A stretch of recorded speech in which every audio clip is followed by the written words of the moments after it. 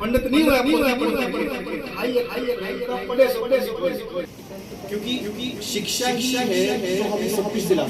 हमें शिक्षित बनना होगा, तभी हमें संघर्ष से पता चलेगा और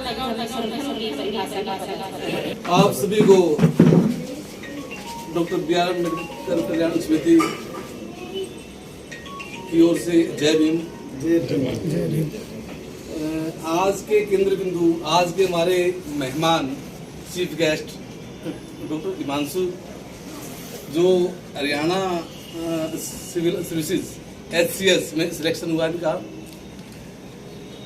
इनके पिताजी डॉक्टर वजीर चौहान, माताजी संतोष आर्य जी, इनका हम यहाँ पहुँचने पर बहुत बहुत स्वागत करते हैं। आपका अभिनंदन है। और यहाँ पर हमारे संस्था के कार्यकारिणी के मेंबर्स और अन्य जितने भी आसपास के हमारे यहाँ शर्मा नगर के वासी हैं, उनका भी हार्दिक स्वागत है। आज मुझे यहाँ खड़े होकर बोलने में बड़ा गर्व महसूस हो रहा है।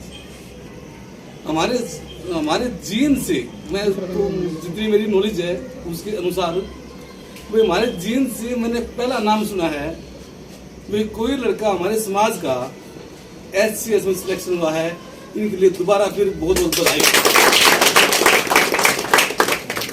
आपको मैं बता दूं कि बहुत ही बिजी शेड्यूल में से ये दिल्ली से अभी आ रहे हैं जस्ट। जिनको फ्रेश हुए भी काफी टाइम हो चुका है। नहीं आदमी सोचता है भाई इतनी मेहनत करने के बाद थोड़ा रेस्ट हो जाए, लेकिन इन्होंने हमारे बुलावे पर सिर्फ एक फोन कॉल पर यहाँ पर आने के लिए इनका बहुत बहुत आभार। इन्होंने पूरा सफर करने के बाद सीधे बस स्टैंड से उठते हुए घर पर जाकर 1 सेकंड में 2 मिनट बाद रुकने के बाद पानी भी मुश्किल से पिया होगा, और हमारे यहाँ पर निमंत्रण पर ये आए। इनका फिर आभार है हमारी ओर से। आदरणीय बड़े बुजुर्ग, माताएं, बहनें, युवा साथी, प्यारे बच्चों, आप सभी का बहुत बहुत धन्यवाद। आप यहाँ पहुँचे, मुझे सम्मानित कर रहे। मैं कुछ ऐसी ही बातें बताना चाहूँगा कि आपका यहाँ आना सफल हो। तो सबसे पहले तो आज हम यहाँ इकट्ठा सिर्फ और सिर्फ एक ही कारण की वजह से हो पाए हैं, जो कि है शिक्षा। अगर मेरे माता पिता को शिक्षा का महत्व जल्दी ना समझ आता तो शायद मैं आप लोगों के सामने ना होता।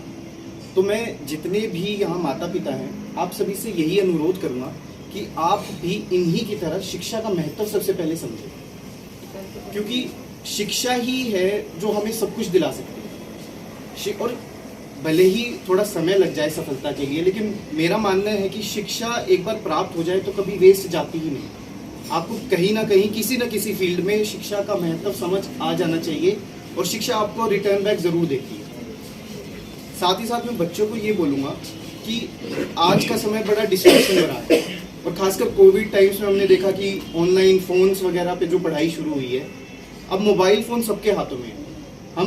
ये हमारे ही ऊपर है कि हम इसका यूज़ करें या मिसयूज़ करें। कहने को तो डिवाइस बहुत अच्छी है, देश भर के अच्छे से अच्छे टीचर से आप ऑनलाइन लेक्चर ले सकते हो, और वहीं दूसरी तरफ आप इस पर समय भी वेस्ट कर सकते हो। तो मैं तो आप बच्चों को यही कहूँगा कि कोशिश करो, अपने आप को डिस्ट्रैक्शन से बचाओ, और फ़ोन जैसी डिवाइसेस का अच्छे से अच्छा यूज़ करो। और एक बार फिर से मैं अपनी सफलता का श्रेय सिर्फ और सिर्फ माता पिता को नहीं, अपने शिक्षकों और पूरे समाज को भी दूंगा, क्योंकि दिन प्रतिदिन समाज ने भी मुझे प्रेरित किया है।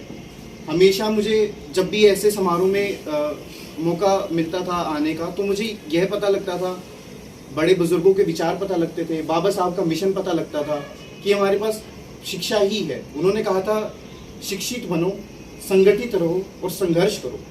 तो सबसे पहला काम तो शिक्षित बनना ही है।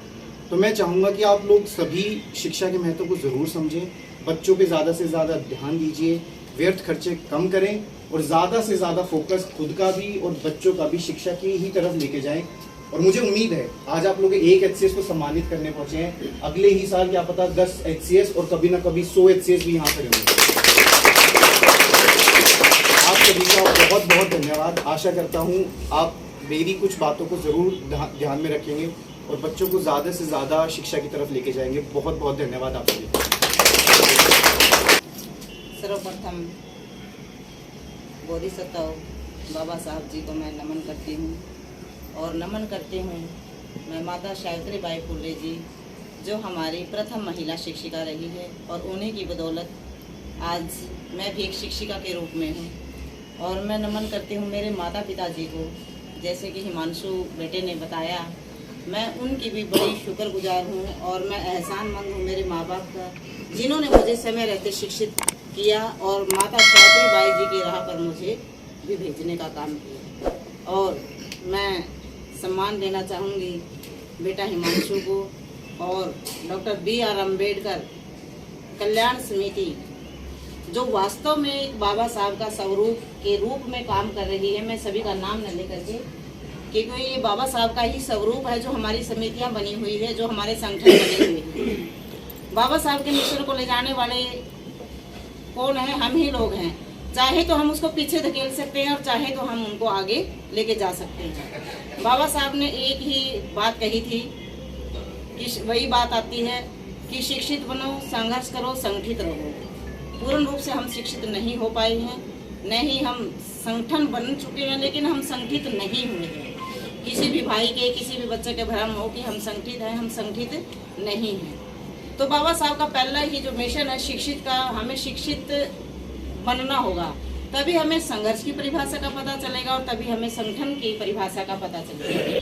तो बाबा साहब की शिक्षा को आगे ले जाने का काम हम सब ने करना होगा। और जहाँ तक रहती शिक्षा की बात है कि बाबा साहब जैसी कमियों में, जितनी कमी में बाबा साहब शिक्षित हुए, शायद अब फर्क है। उनकी मेहनत का हम खा रहे हैं। हमारे बच्चों को इतना नहीं सोचना पड़ रहा जितना कि बाबा साहब को सोचना पड़ता था। बाबा साहब का सीरियल चला हुआ है, अगर आप किताब नहीं पढ़ सकते, कम से कम वो सीरियल देख करके आपको अनुभव हो जाएगा, अनुभूति हो जाएगी कि वो कैसे कैसे समय में उन्होंने शिक्षा ग्रहण की। तो ये बच्चे बैठे हैं, तो इनको मैं एक ही संदेश देना चाहूँगी, हिमांशु कोई आपसे नया बच्चा नहीं है, आपसे कोई अलग बच्चा नहीं है। ऐसा ही इसके माँ बाप है जैसे आपके माँ बाप है, ऐसा ही इसका परिवार है जैसे आपका परिवार है। किसी भी प्रकार की बाह्य जो आडंबर है उनसे बचो। अपने डिवाइसेस का मिसयूज मत करो। और जहाँ तक शिक्षा की बात है, शिक्षा आप लेने वाले बनो, देने वाले तो आपके साथ सारे के सारे खड़े हैं। आप शिक्षा के महत्व को अच्छे से समझो, और यदि आप शिक्षा के महत्व को अच्छे से समझोगे तो हमारे बाबा साहब का सपना जरूर जरूर जरूर साकार होगा। इसको कोई रोकने वाला नहीं होगा। मैं अपने अंतिम शब्दों में यही कहूँगी कि सभी के सभी शिक्षित बनो। पहले तो आप सभी को मेरी तरफ से नमस्कार और डॉक्टर हिमांशु चौहान जी को मेरी तरफ से हार्दिक बधाइयाँ। उन्होंने बहुत मेहनत की है इसको प्राप्त करने के लिए। हमें हमारे देश को जागरूक करना चाहिए शिक्षा के लिए, क्योंकि बाबा साहब ने कहा है ना, शिक्षित बनो और संघर्ष करो, संगठित रहो। सबसे पहले मैं हमारे विश्व विद्वान भारत रत्न डॉक्टर भीमराव अम्बेडकर जी को नमन करते हुए आप सभी को भी मैं नमन करता हूँ।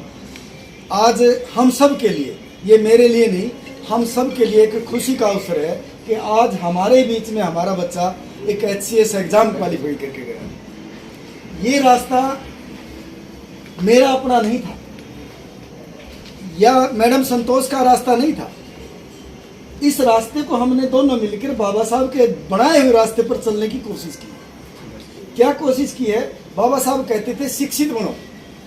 मैंने शुरुआत में ही बाबा साहब को बहुत अच्छी तरह से पढ़ा और बाबा साहब का जो रास्ता था उस रास्ते पर चलते हुए सबसे पहले हमने दोनों ने मिलकर कहा कि जब धरती पर सबसे बड़ा विद्वान एक महापुरुष ने हमारे को एक रास्ता दिया कि शिक्षित बनो, जब इतना बड़ा रास्ता इतने महापुरुष ने दिया जो 32 डिग्री लेकर भी हम आज भी हम इसके कहे के अनुसार नहीं चलते तो हम इससे ज़्यादा शिक्षित हैं। जब 32 डिग्री लेने वाले महापुरुष ने बताया कि शिक्षित बनो, आज भी फिर हम कहते हैं कि बच्चे, यदि मेरी मातृशक्ति बैठी है, ये मेरे बुजुर्ग बैठे हैं, हमारे घरों में जो कुछ चीज है नहीं, हम उसका पालन करते हैं। उसका पालन करते हुए कभी हम मेंढकी की शादी करवा देते हैं, कभी हम कुछ कर देते हैं।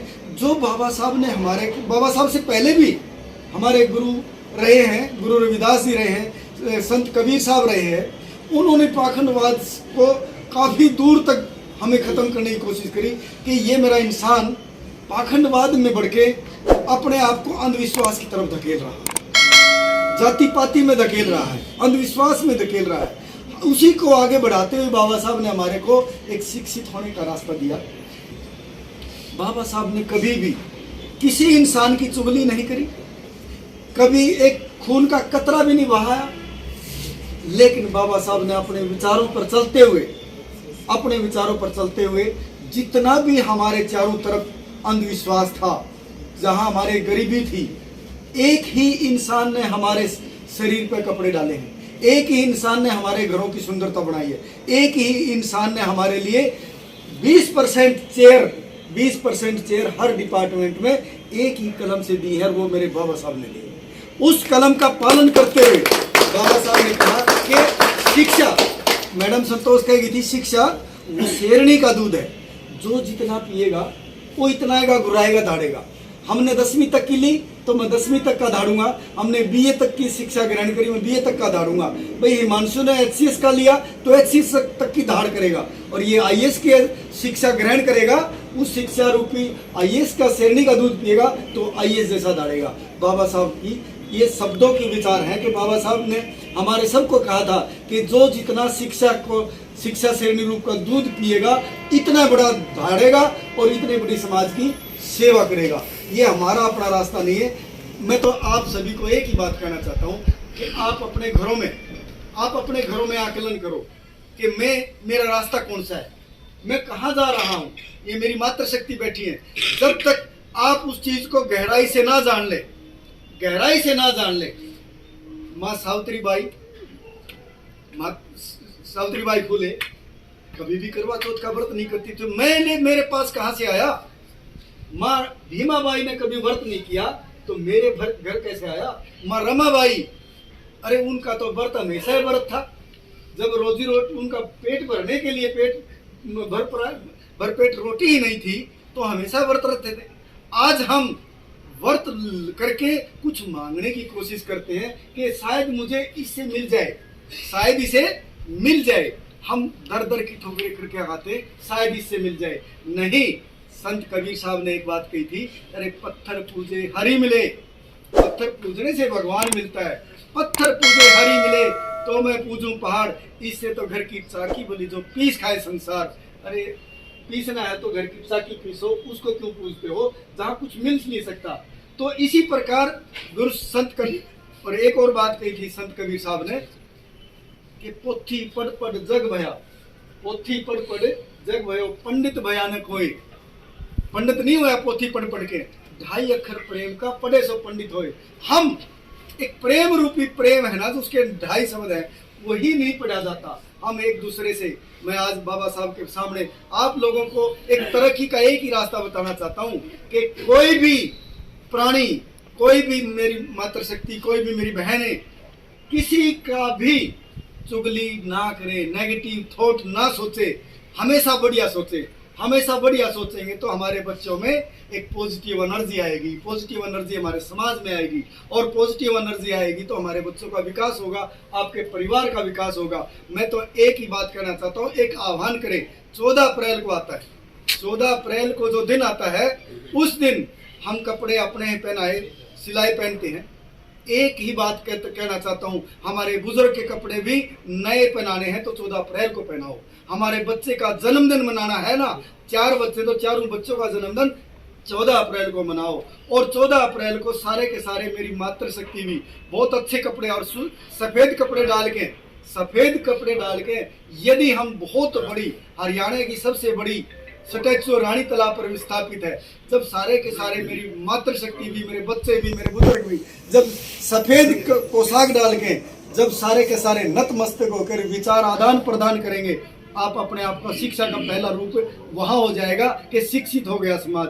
क्यों? हमारे कपड़ों से भी शिक्षित होता है। जैसे मोमडन एक टोपी पहनते हैं ना ईद वाले दिन, सभी को पता लग जाता है कि आज ईद है। कहने की जरूरत नहीं है, जब सफ़ेद कपड़े और टोपी डालते हैं ना, पता लगता है कि आज ईद का दिन है। तो 14 अप्रैल को आपके सफ़ेद कपड़े, सुंदर कपड़े दिखाई देना तो सबको पता लग जाएगा आज उस मसीहा का जन्मदिन है जिस मसीहा ने हम सब का उद्धार किया है। तो एक आह्वान करें, आपके घर में भी शांति और प्रोग्रेस होगी, तरक्की होगी। बाबा साहब को मानते चलो और आपके घर तरक्की होगी। ये मेरा मूल मंत्र है। जय भीम, जय भारत।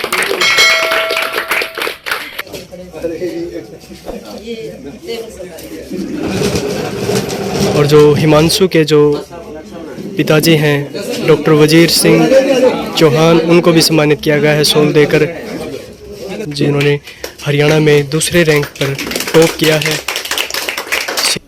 अच्छे उज्जवल भविष्य के लिए शुभकामनाएं दी गई हैं। तस्वीरें आप जींद से देख रहे हैं।